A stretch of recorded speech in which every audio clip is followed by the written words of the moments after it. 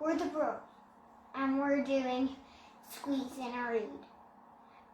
And we're in our little tent, and we are going to read a lot of books today. So we're going to go for hopefully, 3 hours reading books, and then whoever's not reading the book can play with their toys. So, and we'll talk about which book is your favorite and all sorts of stuff like that as we go through. So, then what's the first book? The first book is Chocolate Mousse for Greedy Goose. Chocolate Mousse for Greedy Goose. Written by Julia Donaldson. Illustrated by Nick Sharish. Where's the meal? Asks Hungry Seal. It's coming now, says Busy Cow. Too hot for me, says Chimpanzee. Blow on it then, says Mother Hen. Carrots, yuck, says Fuzzy Duck. They're good for you, says Kangaroo. Chocolate Mousse, says Greedy Goose. Don't just grab it, says Angry Rabbit. Lick, lick the bowl, says Furry Mole. Lick, lick it cleaner, laughs Hyena. It's all gone, says sad White Swan. I'll eat the cloth, says Happy Moth.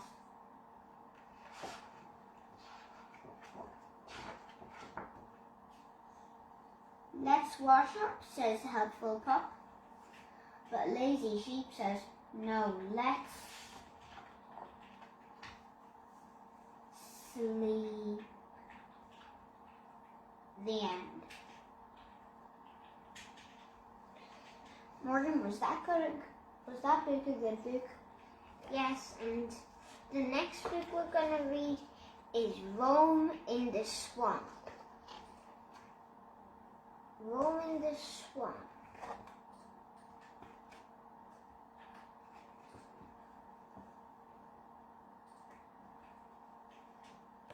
Mom and Dad Nan were talking Sam to see for a new school. That was why Harry and the dinosaurs had to go and play with some girl called Charlie.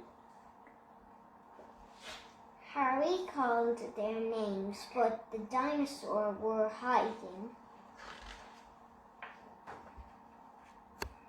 Don't let Charlie play with us, said Harry, said Apatosaurus. She might do, what's this word then?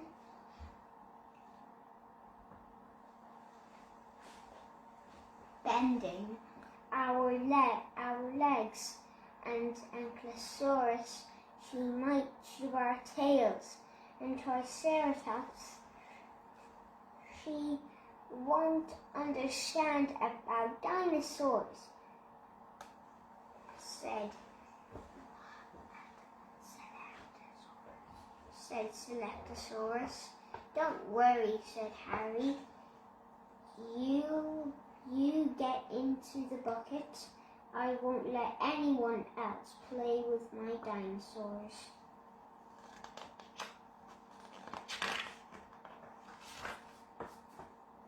What took you so long, Slowcoach, said Sam. None of your business, said Harry. Good thing Nan sat between them.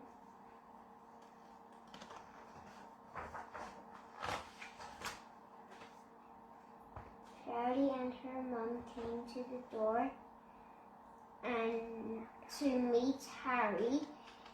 Harry hid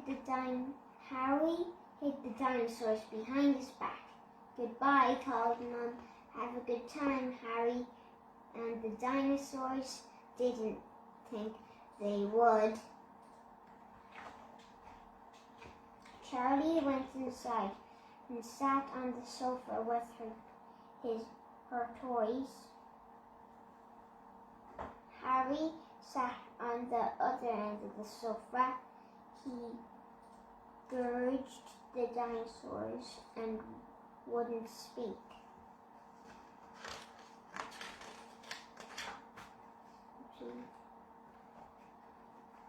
Then Charlie went off and found a big basket.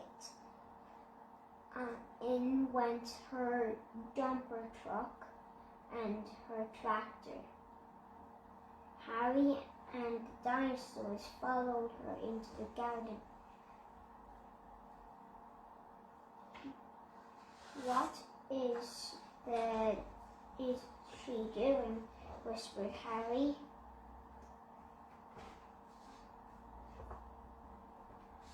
She's making, what's this word? Primeval forest, said Ankylosaurus. And primordial swamp, said Triceratops. That looks fun, said Stegosaurus. Hiss went the hose like a great big snake.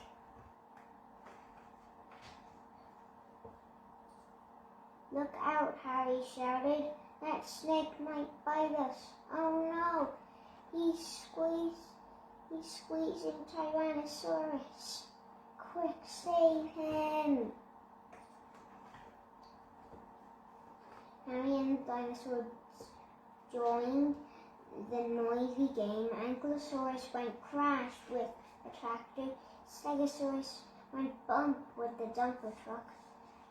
Apatosaurus and Triceratops made a strong snake lead out of string. Stegosaurus grabbed the snake's tail. Help me with the snake cage, shouted Charlie. Whomp went the snake cage and captured the snake. Rah! Said Tyrannosaurus. You can't catch me, Mr. Snakey. Then everyone did a noisy capture dance.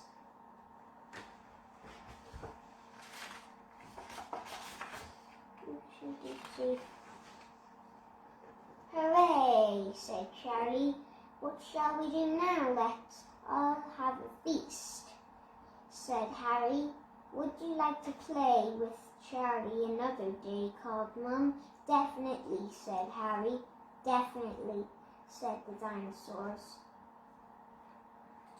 Endosaurus. How did you think of that book, Flynn? Good.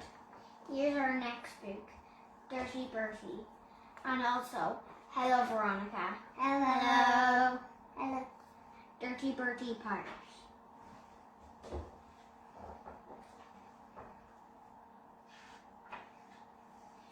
Chapter 1.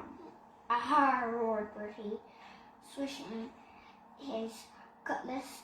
It was Pirate Day at the school, and everyone in Miss Boots' class was dressing up. Bertie had always wanted to be a pirate.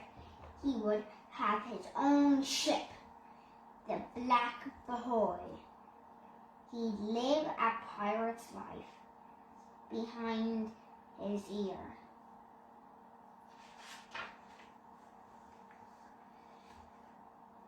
He marched in through the school gates. The pirates of Class 3 stood around, armed with plastic daggers and cutlasses. Engineered had a splashed scarf, cotton round his head. Darren had a golden earring and a mouthful of black teeth. Captain Bertie greeted them. Ahar, me heaties. Ahar, they roared back. Bertie jumped onto the bench and put his telescope to his eye. "Enemy ahoy!" he cried. Over by the drinking fountain sat the whitest pirate alive, Nick was Bertie's sworn enemy. Only yesterday he put chewing gum on Bertie's chair. Bertie had gone all around the day with a big pink blob on his bottom. Well, now it was time for revenge. "Fire one," Bertie ordered. A tennis ball whisked through the air and pinged off Nick's head. Dunk. Nick shouting. "Lads," cried Black Eye. Bertie, "After him!" "Arr!" yelled Darren. "Arr! Swarm forward like rats!" yelped Nick, dropping his bag and letting it. But Bertie and his scurvy crew were too quick for him. In no time, they had the enemy surrounded. "Help!" wailed Nick. "I'll tell Miss Boots." Bertie's cutlass poked him in the nose. "Shattered or die," cried. "I surrender," gulped Nick, raising his hands. Bertie rolled his eyes. It was no fun having a sworn enemy as colder as having Nick. He was always gay without a fight. "What shall we do with him?" asked Annie. "Tie him up," said Darren. "Make him do sums." "Make him eat vegetables," said Annie. But Bertie had a better idea. Start talking, or we'll tick your toes. Or we'll tickle your toes," he cried. Nick turned pale. He couldn't bear anyone tickling his feet. "Please don't. Please, not that," he begged. "All right," said Bertie. "Tell us where the treasure is." "What treasure?" "All pirates have a treasure," cried Bertie. "Where did you hide it?" Wham! Suddenly, the school door flew open. The children gasped as a huge shadow fell over them. It was Miss Boot, the storage of Class 3. The Scrooge of Class 3. She wore a feathered hat, enormous boots, and a black patch over her eye. Like, "Yikes!" yelped Bertie. "Bertie? What are you doing?" thundered Miss Boots. "Nothing," said Bertie. "Help, miss. They're being mean to me," wailed Nick. Miss Boots bore down on them like a gallon in full sail. Uh-oh. Something bad's going to happen. Well, hopefully not. Is this true, Bertie? She buttoned. "It was only game, miss," squealed Bertie. "We're playing pirates." "Enough," bowed Miss Boots. "No. We're going of attention. All of you. Not you, Bertie.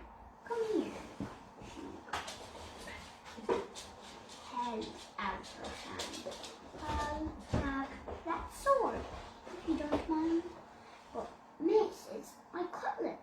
said Bertie. No weapons in class. Snapped Miss Boosh. And that goes for the rest of you, Class 3, file pass handing in their dangers and water pistols. Miss Boosh took the weapons to her cupboard, where she locks them up. Get out your books, she ordered. You will all do sums for the next half an hour. Anyone who talks will see me. Bertie groaned. He bet real pirates never did sums. Trust Miss Boosh to spoil things just when they were getting interesting. Chapter 2. Know-it-all Nick rubbed his head and glared at Bertie. He should put a worm down his back. But that was no good. Bertie wasn't scared of worms. In fact, the slimier, the better. Maybe he could push him in a muddy puddle, but that wouldn't work either. Bertie liked getting muddy. No, he needed a cunning plan. Something that Bertie would never suspect.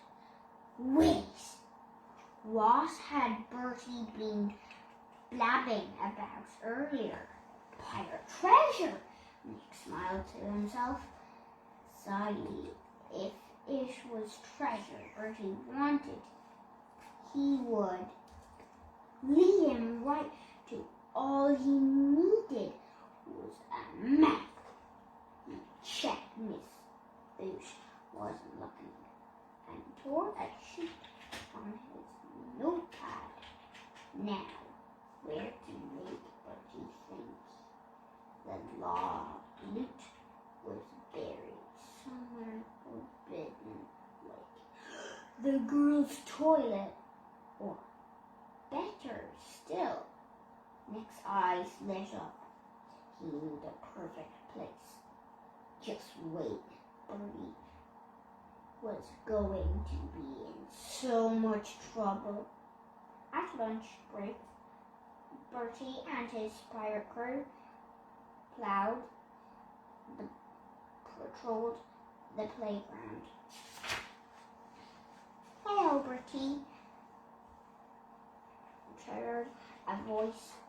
Bertie swung around curiously. It was Angela nicely. Angela lived next door and had been in love with him forever. Are you playing pirates? She asked. Can I play? No, said Bertie. Play with or Bertie, your own friends. They're playing mummies and daddies, grumbled Angela. I want to be a pirate. Well, you can't, said Bertie. You're not dressed like a pirate anyway. You're a girl. Girls can't be pirates, said Angela. Girls can be pirates, said Angela. No, they can't, said Bertie. I am captain, and there are no girls on my ship. Angela sniffed.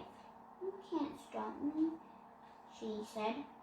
If I want to be a pirate, then I can. So there, Bertie sighed.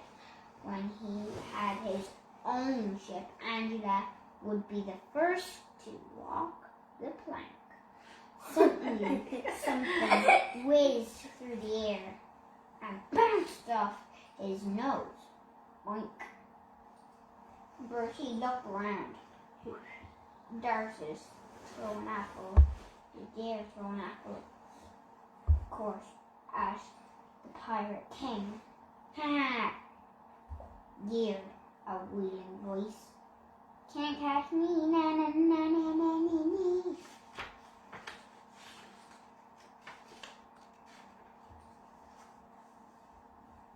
Know-it-all Nick dunked out of sight after him, yelled Bertie. The chase was on. It didn't last long because Nick was slower than a grand after. Soon found himself trapped with no escape. Stay back, I'll tell Miss Boo, he panted. Bertie shook his head. Not this time. She's not on duty. Feeling chicken, Nick? You wouldn't, said Nick. Bertie grabbed his arm as Nick squirmed away. Something fell from his pocket. Darren found it. Darren pounces on it first. Aha! What's this? He cried. That's mine, said Nick. Give it back, Bertie yelled out. His hand. Let me see. Bertie held out his hand. Let me see. He unfolded the piece of paper. It was torn at the edges and brown with dirt. Bertie stared at it in amazement. It's a treasure map! They all crowded around. Look, a skull and crossbones, said Bertie. Exactly. That means it's a pirate treasure map. He turned to Nick. Where did you get this, Nick? Sure. If you must know, I found it inside an old book. I knew it was it, said Bertie. Exactly. This is probably thousands of years old. Darren stared. You mean there's actually treasure like gold and diamonds and stuff? Of course, said Bertie. And I'll tell you what else is buried nearby. That's our school field. He pointed to the map. Bertie and his pirate crew herded off with Angela tagging behind. Know-it-all Nick watched them go and smiled to himself. His brilliant plan was working perfectly. Chapter 3. Right, said Bertie, spreading out the map. The treasure must be buried somewhere around here. They were standing on the playing field which Mr. Grouch prepared in the summer for cricket. But where? Asked. And you? We can't dig up the field. The whole field. I know, cried Angela. It's X marks the spot. I was just about to say. Don't you dare, Mrs. Mommy. I was just about to say that, said Bertie. It's X marks the spot. That's where pirates always bury their treasure. You mean like there? Asked Amy. Bertie looked closer at the small black X on the map. Someone had hopefully written treasure beside it. That is, Bertie cried. Let's start digging.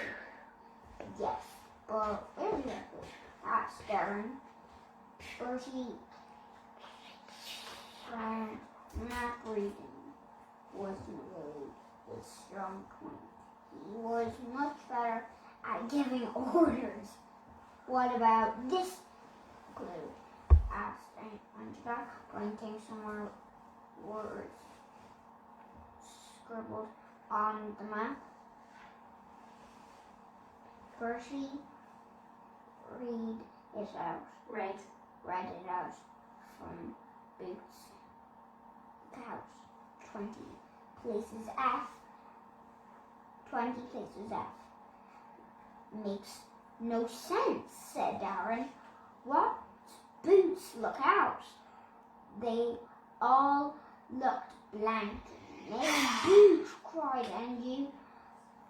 She always sits in the same place on playground duty. Mommy.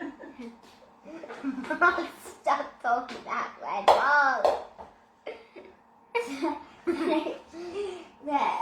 Come on, have a little fun. Come on, cried Bertie.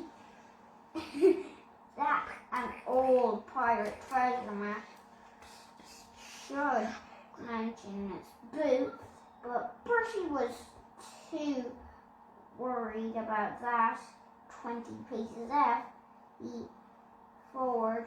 Maybe it's for something, said Darren. Whoa. Like 20 paces. Oopsies. Friday. Or 20 places frog face. Or Angela.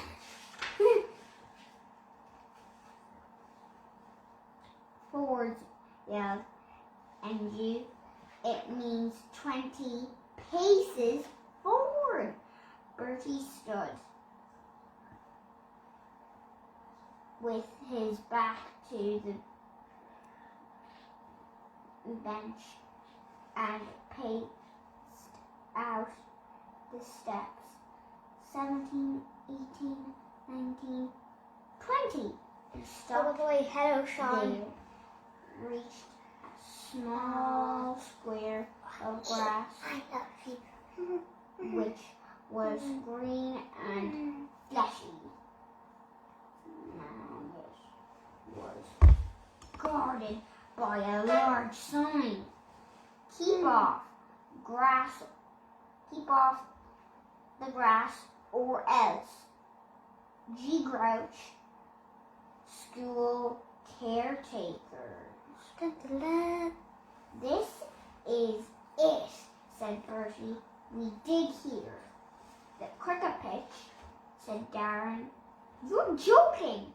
Mr. Grouch will murder us. Mr. Grouch was very proud of his cricket pitch, which he moved and watered.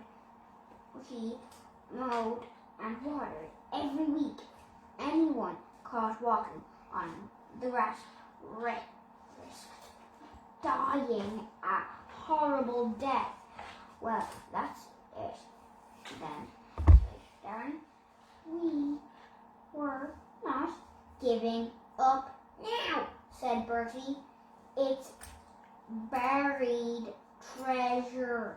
Yes, but what if we get caught, said Angie. We won't, replied Bertie. Well, fill in the hole so Mr. Grouch will never know. Aren't you forgetting one thing, said Darren. We haven't got a spade. Angela jumped up and down excitedly. I know where I know. Follow me.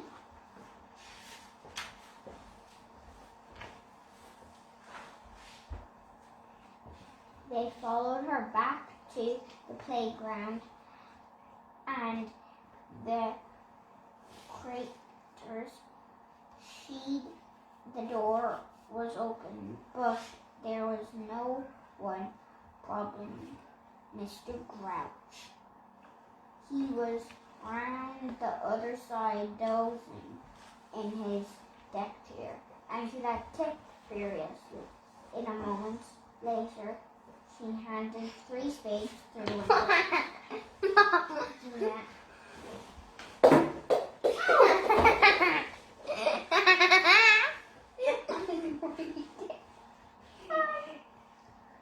What about Grouch? asked Angie as they hurried away. What if he wakes up and notices his tools are gone? Stop worrying, said Bertie. Someone can keep lookout for the bench. They took a vote, and excellent Angela, who only agreed if she was allowed to hold the treasure map. If you see Grouch coming, then whistle, Bertie told her. Okay, I'll try, said Angela, but I'm not very good at whistling. Do you have more to read now? We're going to continue with this later on, and we're on page 27. Hello, Sean. Hello, Sean. Hello. Next book is Super Potato, Veggies in the Valley of Doom. I get play. Okay, Show us the front of the book. front of the book. Very good. Okay.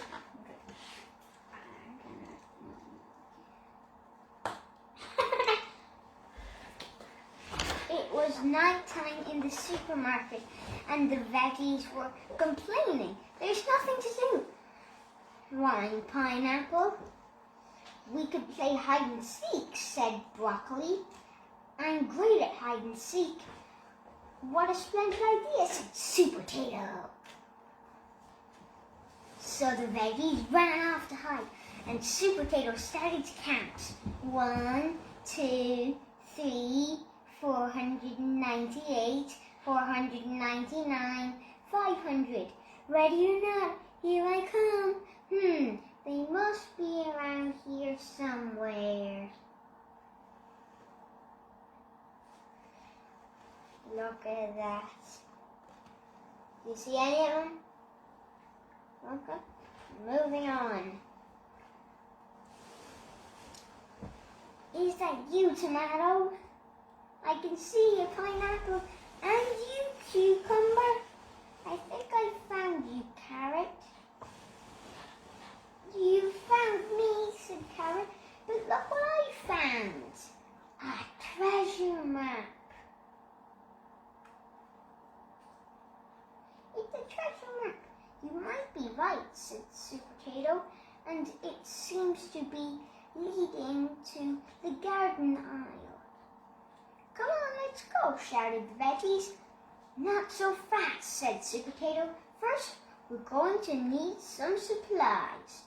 And he rounded up some water biscuits, rope, and of course, a pair of oven gloves. But the entrance to the gardening aisle was a wall of plants. We'll never get through that, said Carrot. Ah, said Super Potato, that's what the water's for. And with that, he poured it into the pots.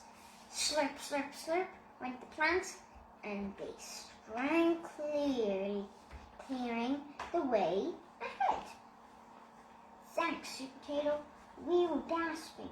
Wow, said Tomato. I didn't know plants could talk. Wow, I didn't even know that either. Come on, everyone. This way, said Carrot. The map says we need to go through the Valley of Doom. But he didn't wander for long. Wait, Is it called the Valley of Doom? Why is it called the Valley of Doom? Wondered Pineapple. but it didn't wander for long. Quick, Pineapple, it's crunch time, shouted Sweet Potato. Throw me the biscuits. But now, throw me the biscuits. Throw me the biscuits. Luckily, the biscuits did the trick, and Sweet Potato and the veggies were soon out of danger. Yay! Phew! But now they'd reach a dead end. This must be the Cactus Canyon, said Carrot. We'll get prickled to pieces, cried Tomato. How'll we ever get through? It was a long... with oven gloves, of course, said Sweet Potato, and soon they were back on their way. There was a long track through... Oh, God, Mom! Cheeky Mom! Track through the desert. I can't go on, said Tomato. Yes, you can, said Sweet Potato. Together, we're all going to make it.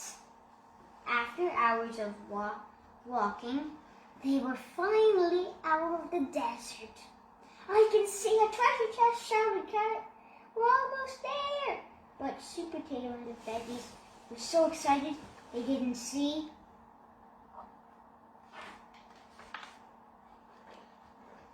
The quicksand. Help, help, yelled. We're sinking fast. Meh, shrieked the evil pea. You're all in a sticky situation. Oh dear, said one cactus to another. Is this the end for Sweet Potato and the veggies? Maybe it was with Sweet Potato in the quicksand who could help these veggies in distress. Well, don't look at me, shouted the pea. The treasure's mine! Oh, mine! Please, please help us, Pete, called the veggies, before it's too late. Oh, all right, snapped the pea, if I must. Evil pea to the rescue! Into the land. I will, Flynn, I will. Show them the last page. Okay, just give me a second. Sweet Potato threw the rope, and the pea pulled them to safety. You saved us, squealed the veggies. You're a hero. No, I'm not. I'm evil. Help. What's giving me a headache? That's all. Sweet Potato smiled. The moment had come. Everyone crowded around the treasure chest. It was time to see what was inside. Dun, dun, dun. Surprised, yelled Broccoli, popping out of the treasure chest. I told you I was great at hide and seek. Cheeky Broccoli, Sweet Potato, and the gang started the long walk home. And Finn, I will show them this page. I didn't have you down as one of the good guys, Pete, said Sweet Potato, but maybe I was wrong. Whatever you say, Sweet Potato, sniggered the pea. Finn was asking me to show you lot this page for a long time, sir. Sweet Potato. That's what you got in the cannon's back. Sweet Potato. Evil pea. So did you like this page? Yeah, I loved it. Hello, Alan. Alan's in Scotland, watching you. Okay, so what's next? Harry and the dinosaurs make a Christmas wish. Another one of those? Wow. There's a lot of these. I love dinosaurs. Dinosaurs. Dinosaur. Do you want to show everybody the book? The cover of the book? Dinosaur. Dinosaur. Dinosaur. Dinosaur. Dinosaur. It was always fun to visit Mr. Oakley's farm on time he had some ducklings keep warm in a box by the stove. Harry took the buckful of dinosaurs to see Mr. Oakley show them one little duckling just coming out of its shell. Harry even held the duckling in his hands. Rah! Asked him. Harry said the dinosaurs. Mr. Oakley said, better not. We only had room for chickens over at Harry's house.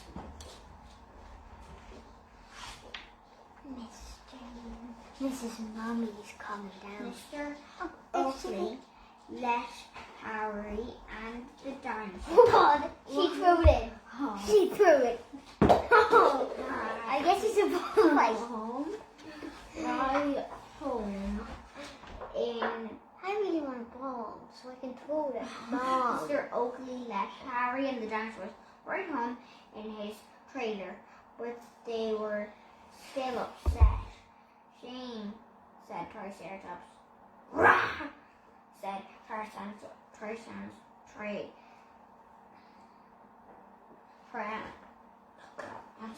What is it? We want a duck. We want a duckling. Oh, I wish we could have one, said Harry.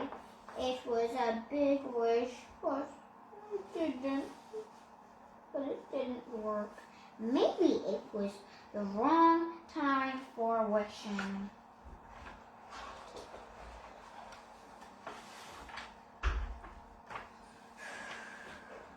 At last, one cold day in the winter, the right time came. Nan, said Harry, will you and the dinosaurs help me stir up the Christmas pudding? Mom, throw the ball. Come on. Come They on. all had a good stir.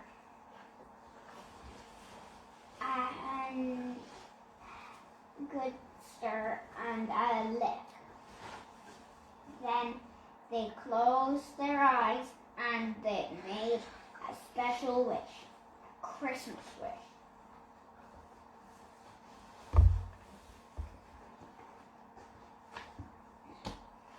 Ow!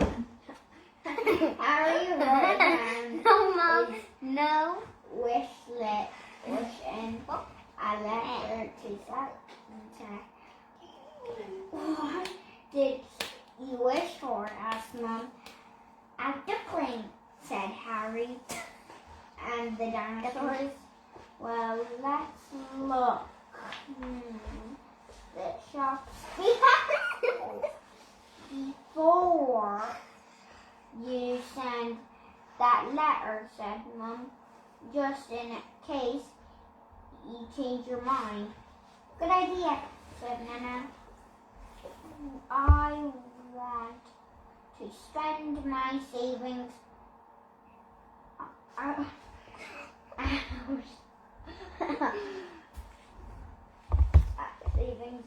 hours on my egg money box.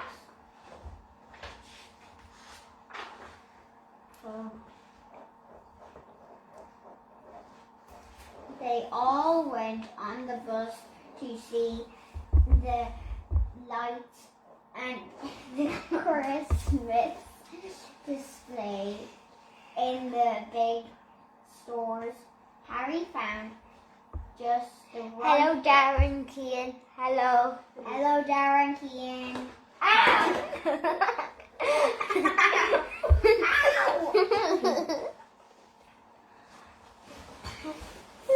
Harry found just the right book about dinosaurs in the bookshop.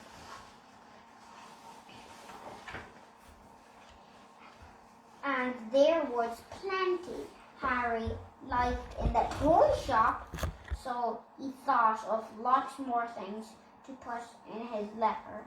But don't forget to say about your duckling, Harry, whispered the dinosaurs. On Christmas Eve, Nana helped Harry to hang up his stocking. Dinosaurs don't like presents in stockings, said Harry. They want their presents in an egg. I see, said Nana. Then we'll leave out my money box. Shall we? Sam said it was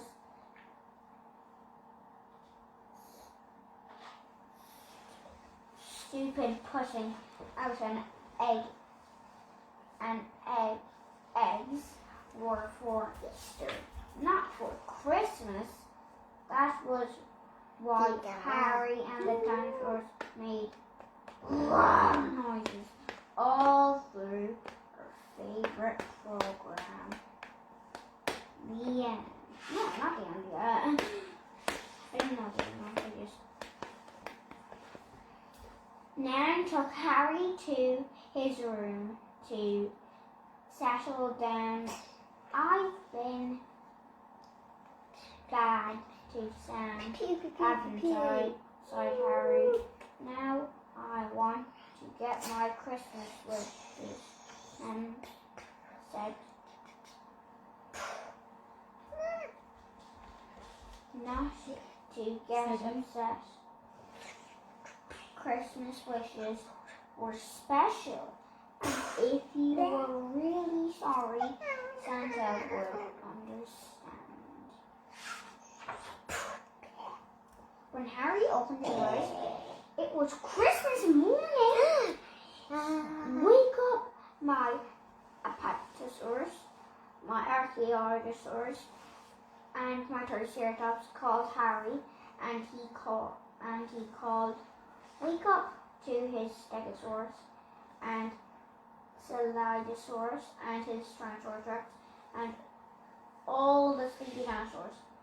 They jumped up and rushed downstairs to see what Santa had left for them.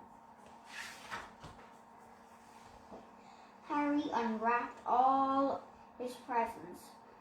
Just what I wanted, he shouted. Every time, what a shame, sighed the dinosaurs. Santa didn't bring a duckling. Wait, said Harry. You haven't opened your egg yet. So all the dinosaurs closed their eyes, gave the egg at, and guess what popped out?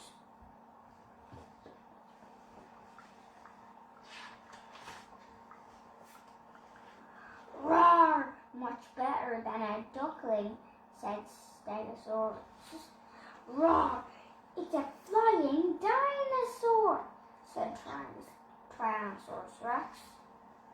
Roar! You too, said Pertotalion. Here's the picture. Boy, look at him. Where's what came out of the egg? That little flying guy there. The little baby. Aww. Happy Christmas, Harry.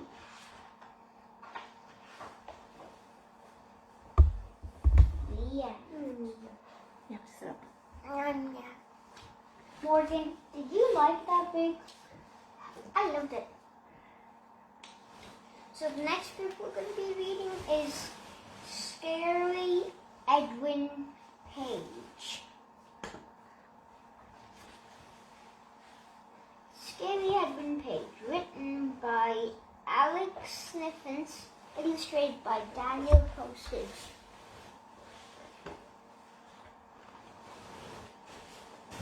Edwin Page was scary. Not hideous, ugly. Not hideous, ugly, scary. Not large yellow fangs, scary. Not green skinned, bubbly eyed, blood sucking monster, scary. Edwin Page was just plain scary. It was all because of his hair. It was blacker than a bin bag full of bad dreams, and that is what people saw. They looked at scary Edwin Page's hair and felt like they were about to be dragged screaming into the darkness of nightmares. Even dogs would whimper and cower. Then when scary Edwin ran up trees, if a hamster had escaped from its cage, it soon scampered back when it saw scary Edwin Page.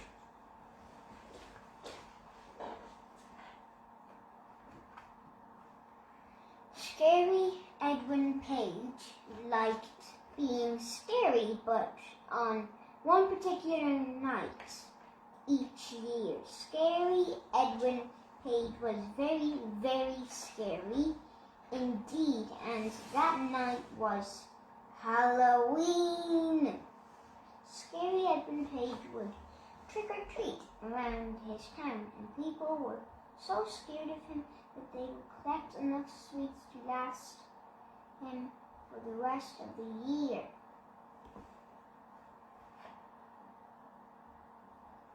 Wow. Every house, the same scary Edwin Page would knock on a door. The door would open and he would say, "Trick or treat." The people would see his nightmarish hair, throw all their sweets out to get rid of him, slam their doors shut, lock it, and hide behind the sofa. Poor people. Yeah.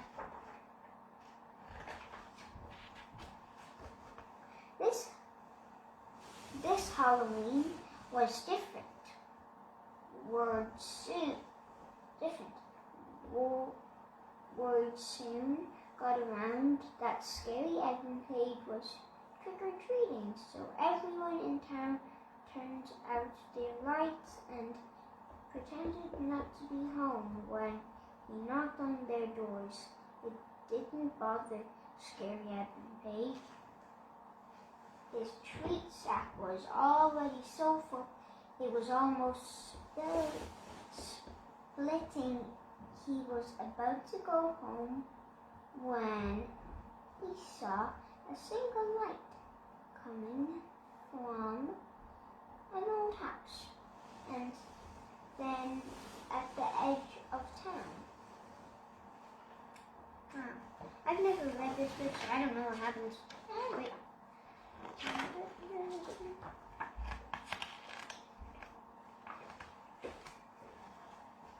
Strange, thought scary Edwin Page. I thought that house was empty. Must be new people. New victims, he muttered to himself. So scary Edwin Page walked up to the house and knocked on the door. There was no answer, so he knocked again. This time he heard soft footsteps getting near,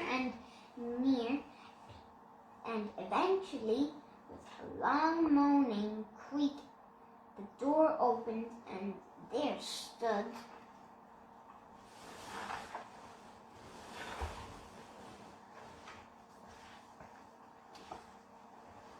an old lady. Trick or treat, hissed Scary Edmund Pig, though his teeth as he grinned wickedly. Trick or treat smiled the old lady sweetly. Oh, I do love choices, said Scary Edmund Pig. My, what lovely hair you've got, said the old lady. Said Scary Edmund Pig. Ah, yes, said the old lady. Trick or treat, wasn't it? Okay, I choose trick.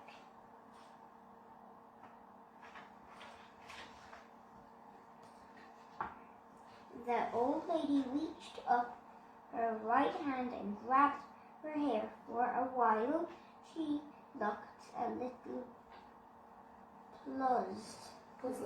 puzzled as she twisted and tugged at her hair. This hair this way and that. Then she smiled. Silly old me, she sighed. I remember now. Then with the sucking sound and Wellington boot makes when it is pulled out of thick gooey mud, and there rip off dry paper.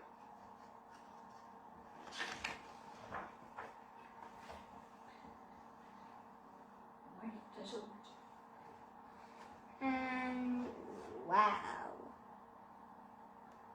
Picture's terrifying. This book, I will never read this book again.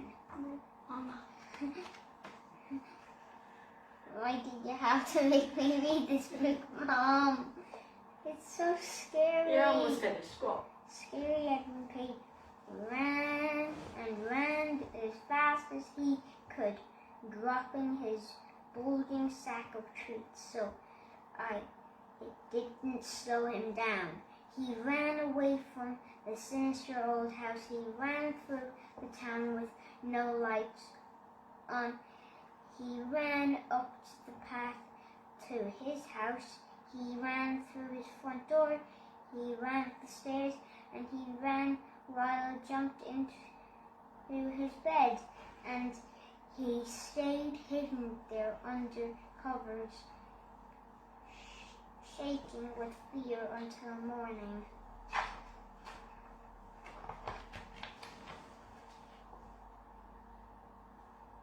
Some people wonder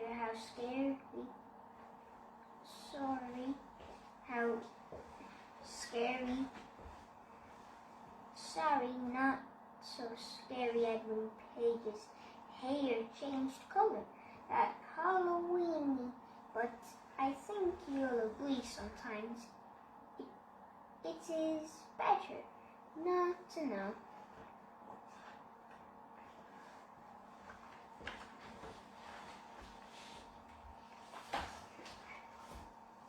Do you like this big thing? Yeah, I like that.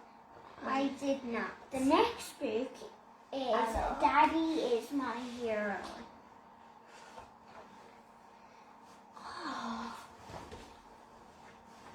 Here's the cover.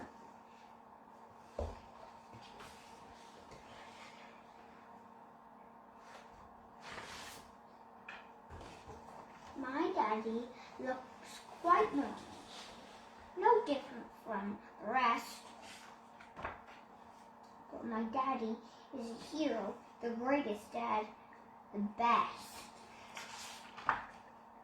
My daddy does the shopping. He cooks and cleans for me. But if you think that's all he does, well, just you wait and see. My daddy is a shifter. He rides through the night. A sheriff. He rides through the night and day. He captures wicked outlaws and he locks them all away.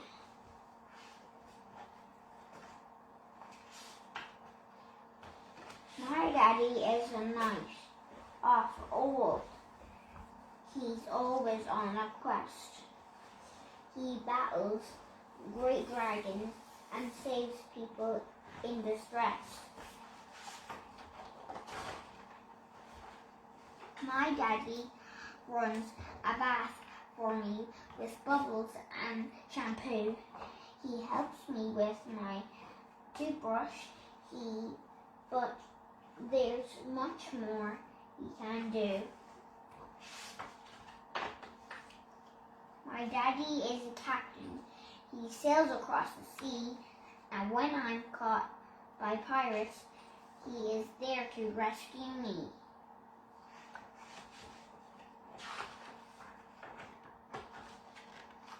My daddy is a deep sea diver.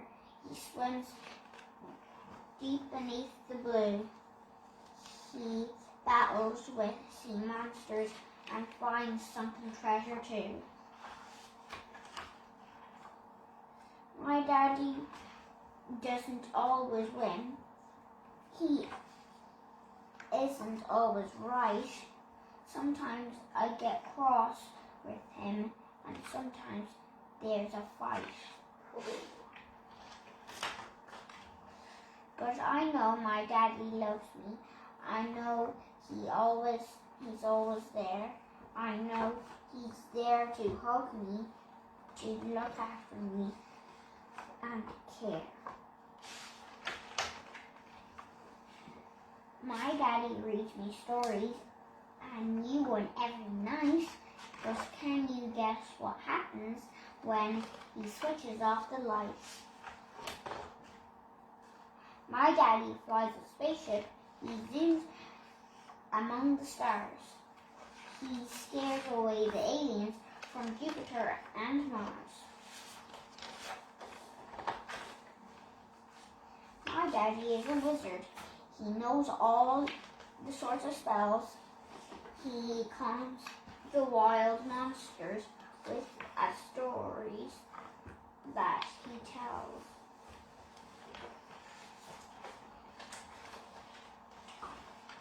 My daddy is my hero, and if I'm ever sad, he tickles me and makes me laugh and stops me feeling bad. My daddy looks quite normal, no different from the rest. But my daddy is a hero, the greatest and the best. Morgan, did you like that book? Yes. Please let go of my hand. Take a 5. Okay. Morgan, what's the next book? Okay. Let me just look in this pile.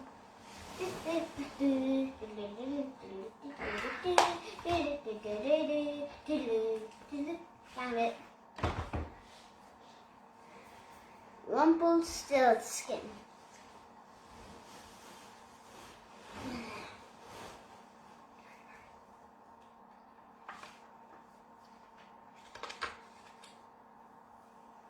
No. What? Next No. page. Move on to the next page. Once upon a time, there was a miller. The miller had a daughter. One day the king rode by. My daughter can spin straw into gold. Then the miller told the king. The miller had a daughter. So the king took the miller's daughter to his castle. He took her to a room full of straw. Spin the straw into gold, said the king. Then he left her alone all night. Spin this straw into gold. Wow.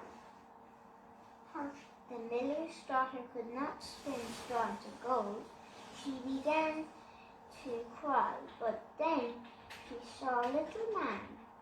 I can spin straw into gold, he said. What will you give me if I help you? I will give you my necklace, she said. She said the miller's daughter. She saw a little man. The room was full of straw. In the morning, the little man had gone. The room was full of gold. The king came to see the miller's daughter. He was very pleased. The king took her to a big room. The room was full of straw. Spin this straw into gold, said the king. Then he left her alone all night. The miller's daughter began to cry when she saw the little man. What will you give me if I help you? He said. I will give you my ring, she said.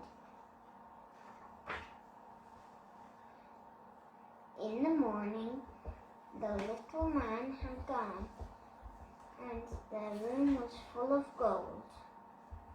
The king came in to see the miller's daughter. He was very pleased. The king took the miller's daughter to a bigger room full of straw. Spin this straw into gold, and I will marry you, said the king. Then he left her alone all night.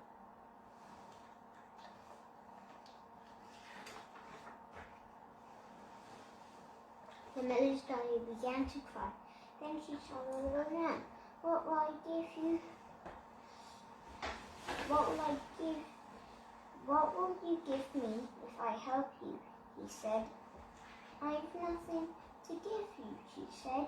I will help you again, said the little man, but you must give me your first baby.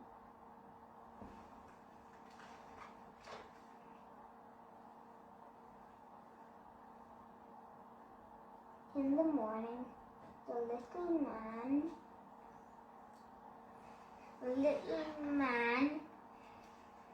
ordered a whipped piece had gone, and the room was full of gold.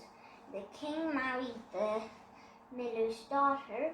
Soon the queen had a baby. She forgot all about the little man one day. The little man came to take the baby. The queen began to cry. I will not take your baby if you can guess my name, he said. I will come back in the morning.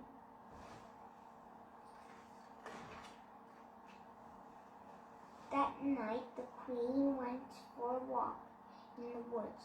She tried to guess the little man's name. Is it done or on? She said to herself. Is it Bill or Will? Then the queen saw the little man.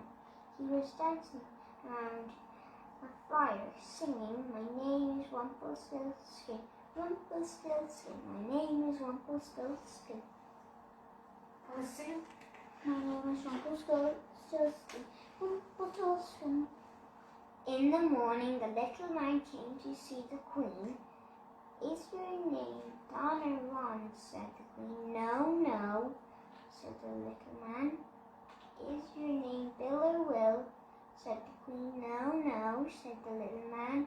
Then the queen, is your name Rumpelstiltskin? Yes, yes, yes, said the little man. And off he ran, and they never saw Rumpelstiltskin again. Rumpelstiltskin arrived in the sky.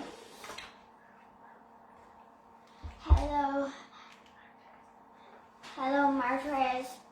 Hello, Martyress. Hello, Auntie Martyress.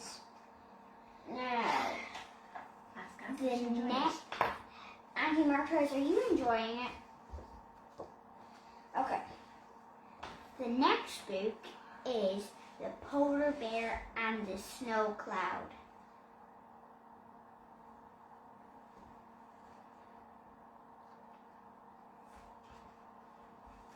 There was once a polar bear whose only friend was a fluffy white snow cloud. He loved the cloud, but he wished for a friend he could play with. The snow cloud felt sorry for him.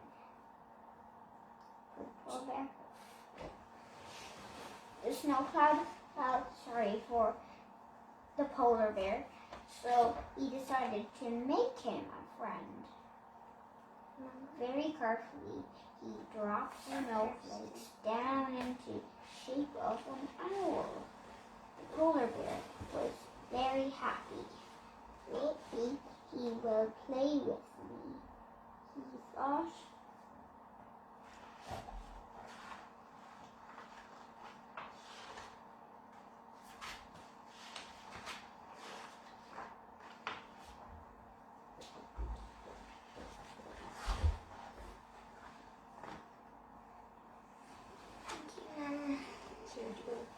So the polar bear threw a snowball at the owl.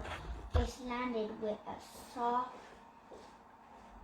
squelch on its head, but the owl did not move or hoot because it was only made of snow.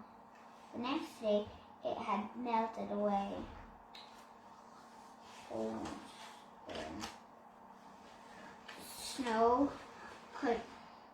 The snow could try again. This time it made a big whale. Maybe we can swim and splash together through the polar bear. That book is not good to say. That's hard. So the polar bear jumped into the water and swam towards the whale, but it just floated away without a sound. The next day, the whale had melted away. The snow cloud tried again.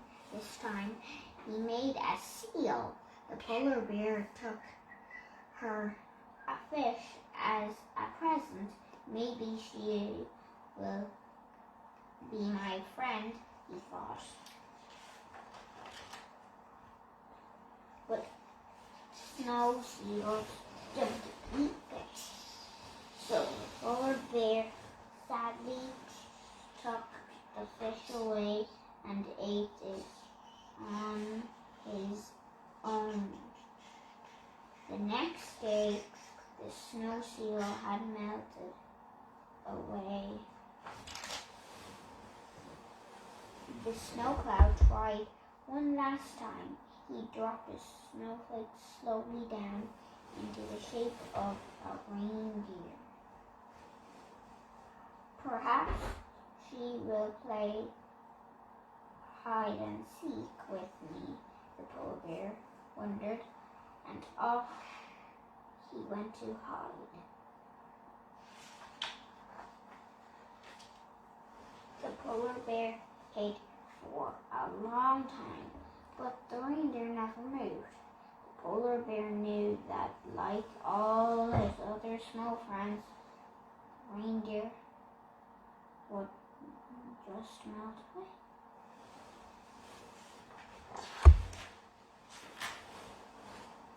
The next day, as the sun rose, he saw another polar bear. He won't be real, he thought sadly. He'll just be made of snow. He was just about to walk away when a snowflake drifted slowly, and he knew polar bear let out an enormous sneeze. Achoo!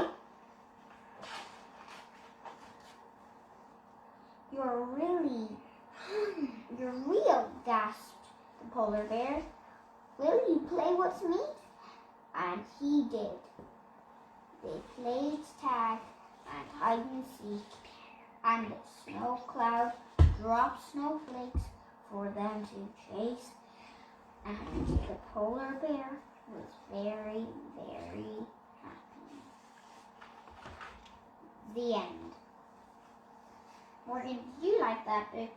Yes, I did. And Mom, one question. Why did you give me a picture storybook? Because it's got words as well. Open it up. Okay. Hold on. So the name of the book is Hippo Needs Help.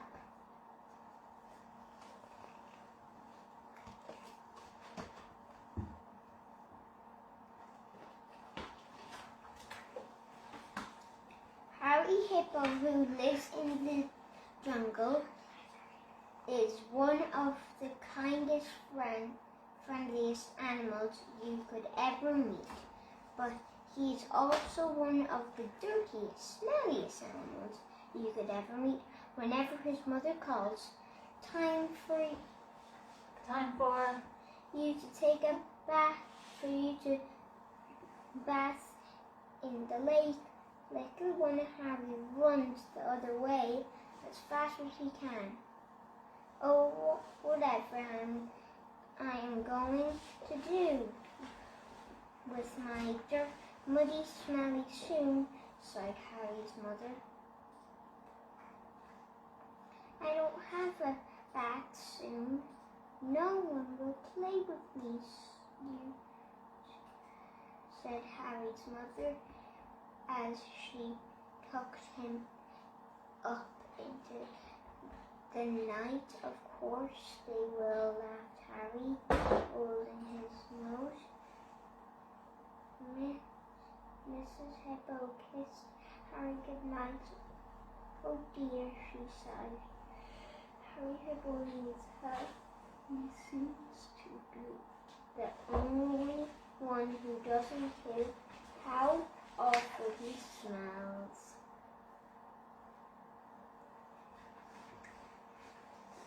Early next morning, Harry ran down to the sticky mud hole. Over and over, he rolled in the slimy, smelling mud until he was covered in the pongy stuff. Then, as he swarm of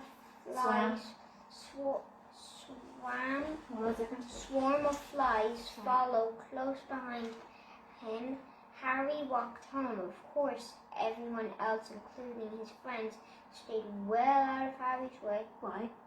Because he was so stinky. Stinky, stink, stink.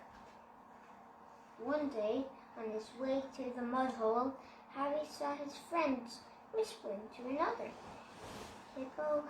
Harry Hippo needs help, whispered Jenny Giraffe. He really is very dirty and smelly. Here he comes, Harry. Comes Harry now, said Ella Elephant. We're sorry we can't stop and play with you, but we're late for the party, said Timmy Tiger. Party?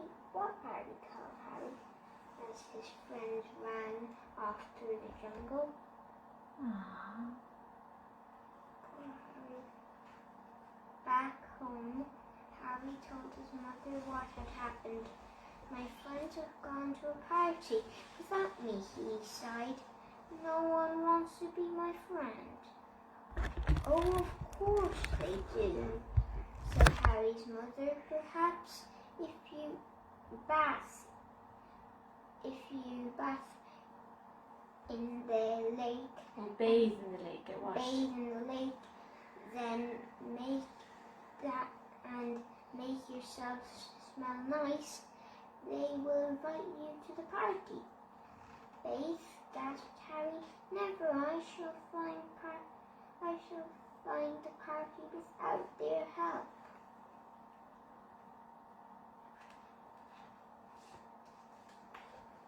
Before his mother could stop him, Harry ran off into the jungle. Soon he came to a clearing. Welcome to the party, read a banner hanging between two trees.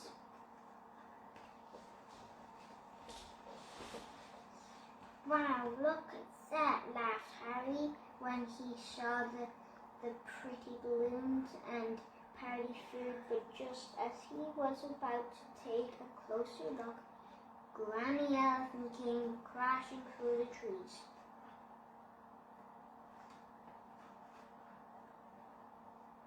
Go away, shoo, roared Granny Elephant. You're far too dirty, smelly to come to our party. As the elephant chased after him, poor Harry ran back through the jungle with only a swarm of flies to keep him company. Go on, be off with you, called Granny Elephant. When Harry stopped for rest, I can still smell you from here, you know.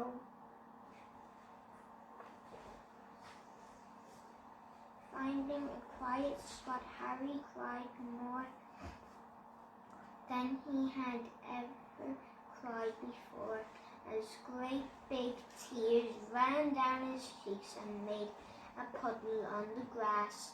Harry Hippo bowed his head. Everyone is right, he thought to himself. I am dirty, smelly Hippo. At last, when he squeezed the very last tear from his eyes, Harry gave himself a shake.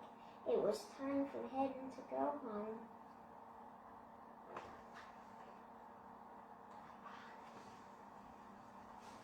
Not noticing where he was going, Harry walked into a big circle and found himself back at the party. Look, it's our friend Harry, called Timmy Tiger. Wow, said Jenny Giraffe. Look, you look very clean and handsome, Harry. I do say, Harry, you do, say his friends. Harry looked down at his reflection in the lake. And it was true, he was clean. His tears had washed the dirt all away.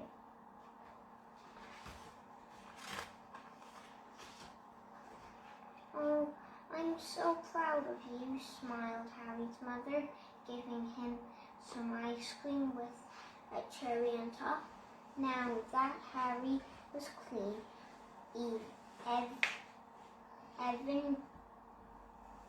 even Granny Elephant could be rather grumpy, welcomed him to the party. This fun, laughed Harry as he ate his third bowl of ice cream. Why not a long bowl of ice cream? Harry Hippo promised that he would never go near a mud hole. Well, not for a few days anyway. Then here's the book.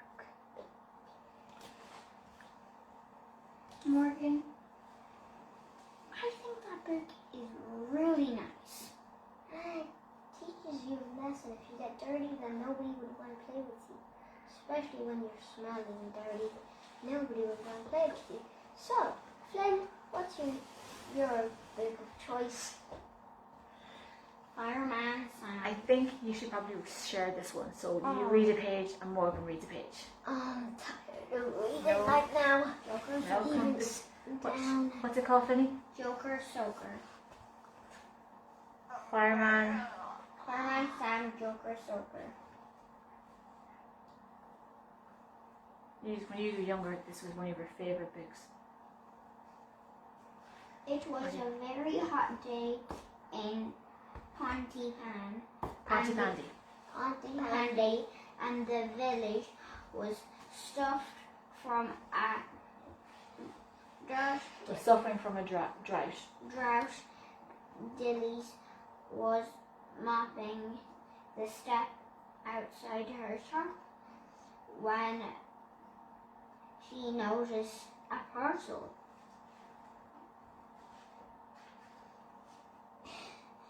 Looks like a present from your uncle Dylan in Leitrim. Dillis called to her son. Norman went outside, grabbed the parcel and peeked inside. He dashed back into the shop and ripped open the box. Cool! A joker soaker, Norman cried. Mark, your turn. This is all done with Muppets. When Dillis' back was turned, Norman filled up the water pistol from his mum's mop bucket. Now to find my first victim, Norman sniggered. He stopped.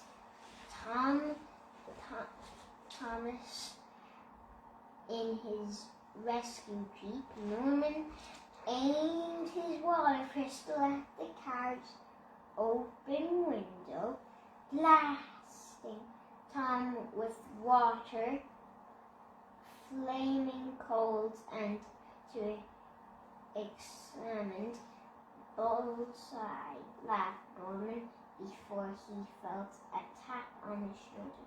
It was Fireman Sam. Quickly, Norman dashed off with the joker sucker before Fireman Sam could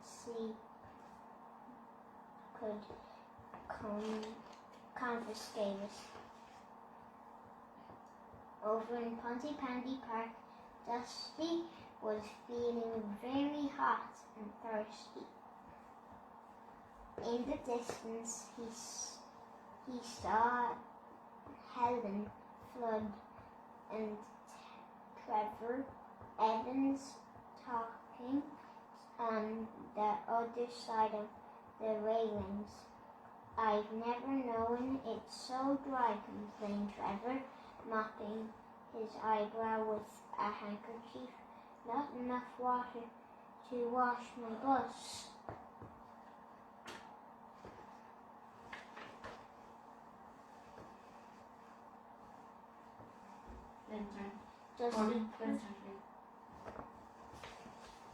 Dusty pushed his head through the railing. Behind Helen, he tried to grab the bottle of water between his teeth, but couldn't quite reach. Dusty stretched.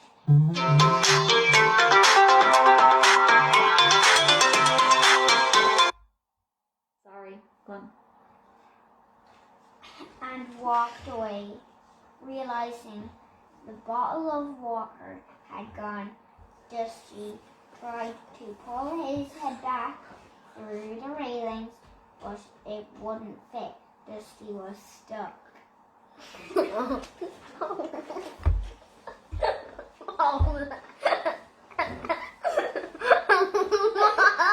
was turn?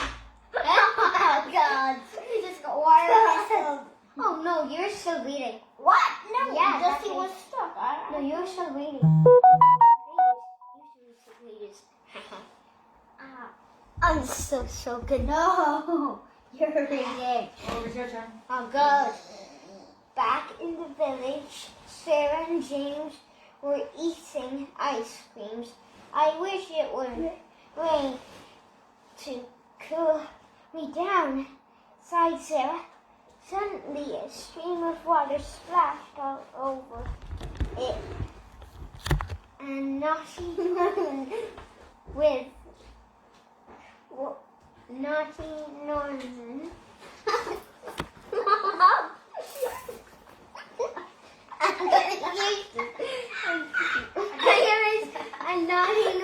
with his water pistol, Joker's the name Soaking's mind game, laughed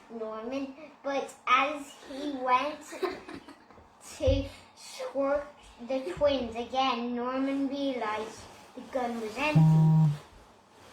He raced off with the twins chasing after him. Good turn. Morgan, cover yourself. No. Come on, Finn, just read Okay, it. I'm reading it. Okay. As Norman was running past the fire station, he spotted a pipe outside. Norman quickly filled his water pistol just as Sarah and James appeared. There he is, shouted James. Come back. But Norman was too quick for the twins. A little later, Norman reached the park. He saw Dusty by the reins, and Norman raised up the water shovel and sucker aimed at the dog.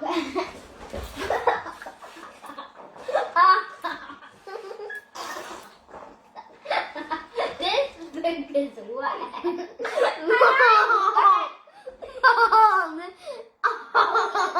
Norman reached for the sky. This is so pink. No, I'm going to read. I want more. A bucket of water. But before Norman could squirt Dusty the dog, I can't see. Oh, there. Slumped to the ground. Dusty, are you alright? Asked Norman. Dusty's tongue was hanging out and he was panting hard. Golly, you're well and truly stuck, realized Norman, and you look really thirsty. I'll fix that. He gently lifted Dusty's head and squirted a few drops of water into the dog's mouth. Oh, look at Chiefy. Hello, Chiefy. Nice. Look, there's a dog here. Finny, your turn. Someone's wet and I'm wet. I'm soaking wet. Sarah and James arrived. Sarah tried to take the Joker sofa away from Norman. We're going to hand this over.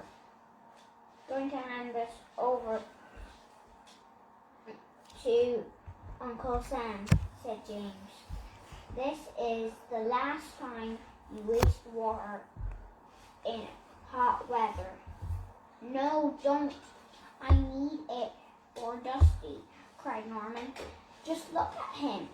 The twins saw how ill Dusty looked and realized that the dog was in danger. We've got to get him out of there, cried Sarah. Let's call Uncle Sam. Next page, Morgan. I just That don't wasn't comfortable. And also Morgan Froggy as well. I use him as a shield. At the fire station, fireman Sam received the call. Dog in distress. He read well soon sort that fireman Sam, Penny, and Elvis quickly climbed into Jupiter and raced off. Sirens blaring. When the crew arrived, the children explained what had happened. Bring me the grease, please, Elvis, said Sam. Well, we'll try to ease him out first. Dusty whimpered as Elvis covered the dog's ears in grease, and Sam tried gently to release Dusty from the railings, but he was still stuck. I think we're going to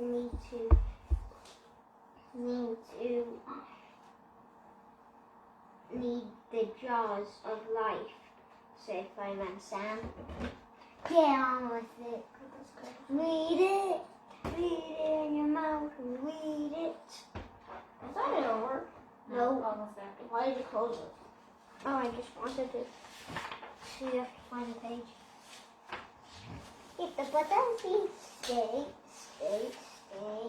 I don't want to, yeah. Hey.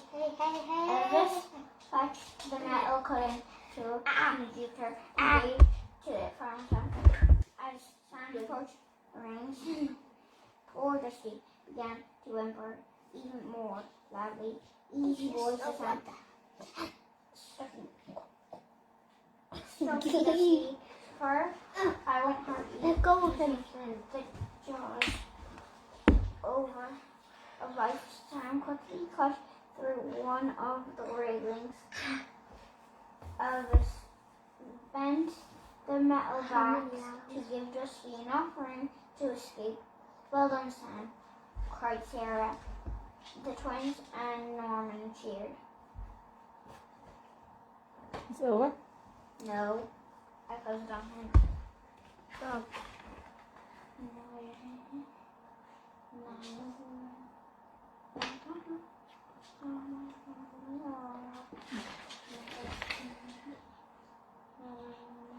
Have they released Dusty yet, friend? Yes. But Dusty wasn't out of danger yet. He needed a drink of water quickly. Fireman Sam filled up a bucket with water from a tap on the side of the fire engine. There you go, boys. Sam setting the bucket in front of Dusty. The dog lapped up the water, was soon feeling much better. Norman began to sneak away. Not so fast, Norman, cried Sam. I haven't forgotten those tricks you've been playing. Sorry, Sam, said a sheepish Norman.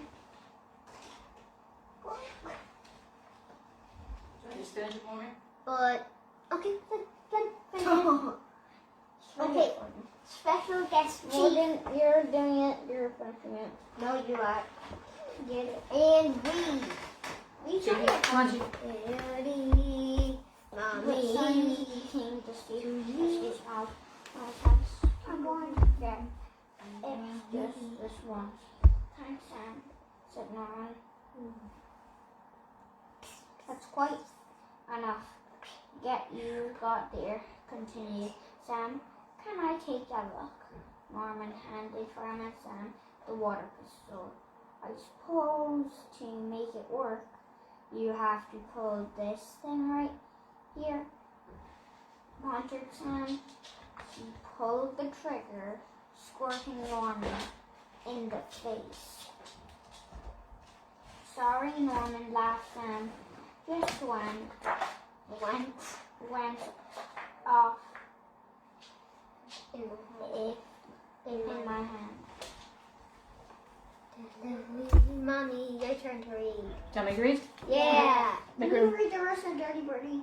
Wait, one more question. How many hours or minutes? Almost 2 hours. You've been reading. Almost 2 hours. My turn to read? Okay, is it ready for me? Yes. Oh, hopefully. Oh, actually, cannot eat my Okay, Not eat. we're going to read Zog and... Zog and the Flying Doctors. Okay. Number 2. Number 2, Betty, Booty. Okay, Get up here. Get up on. will this be our last story? Yeah. Yep, last story. Yeah, and then we're going to finish Dirty Birdie all together. Okay, you hold it then and I'll read it. Okay. Meet the Flying Doctors, a dragon knight and girl. Their names are Gadabeth the Great and Zog and Princess Pearl. Pearl gives people medicine and pills and vaccinations, and Gadabeth is expert at performing operations. Zog is good at flying, though not quite so good at landing, but Gadabeth and Princess Pearl are always understanding.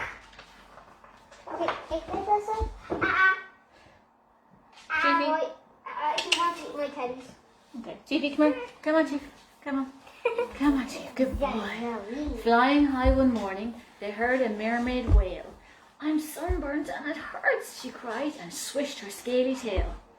Next page, Morgie. Bang, crash, thump, they landed. The mermaid's skin was red. Pearl rubbed some special cream and wear this hat, she said. She said. Thank you, said the mermaid, and she waved a fond goodbye as the team of flying doctors sped away into the Sky.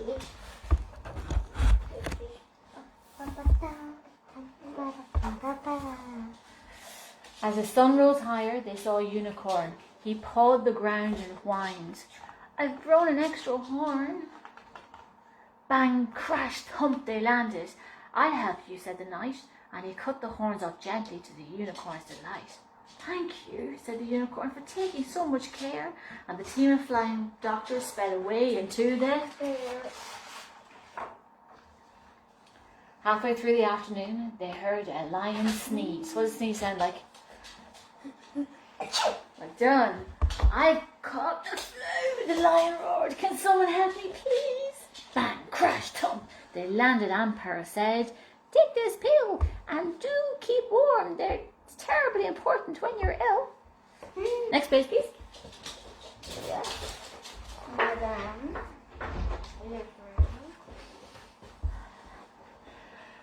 But the lion's cave was chilly, so Zog said, fetch some wood.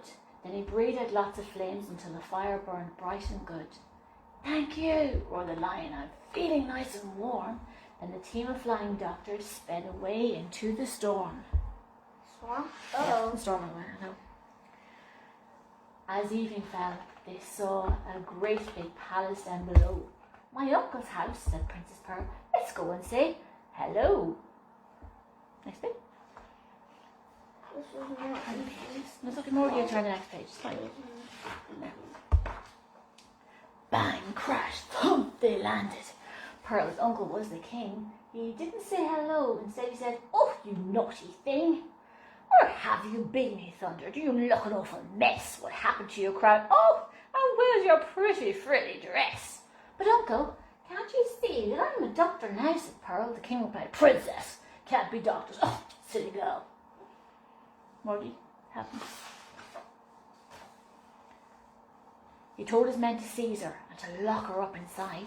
Princess Pearl was furious. She stamped and stormed and she cried. Weeks went by, and Princess Pearl, she spent many weary hours sewing pretty cushions and arranging pretty flowers. The others tried to rescue her with all their might and main, but they simply couldn't manage. All their efforts were in vain. I think I know what happened. Each night they flew to visit her and perched upon her sill, and one dark night she told them that the king had fallen ill. The king grew worse, and his head was sore, his arms and legs felt weak, his skin had turned bright orange, and he found it hard to speak. He called a lot of doctors, a new one pretty much every day. He croaked, oh, what is this illness? But they simply couldn't say.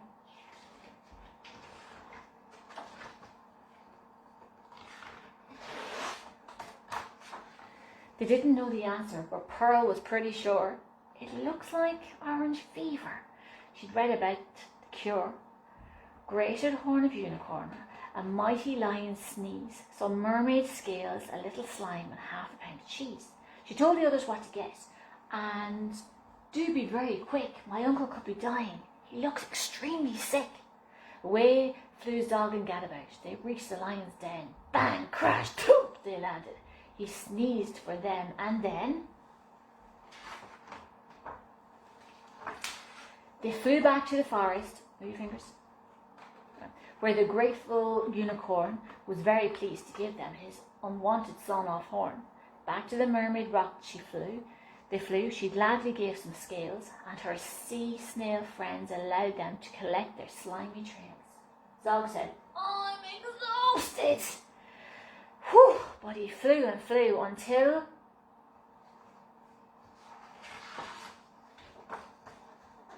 bang, crash, thump, he landed on the bedroom windowsill. Princess Pearl said thank you for the scales, the slime, the sneeze, and the horn, which she then grated up with half a pound of cheese. She tiptoed to her uncle's room. The king lay in his bed. She held a spoonful to his mouth. Shh, open wide, she said.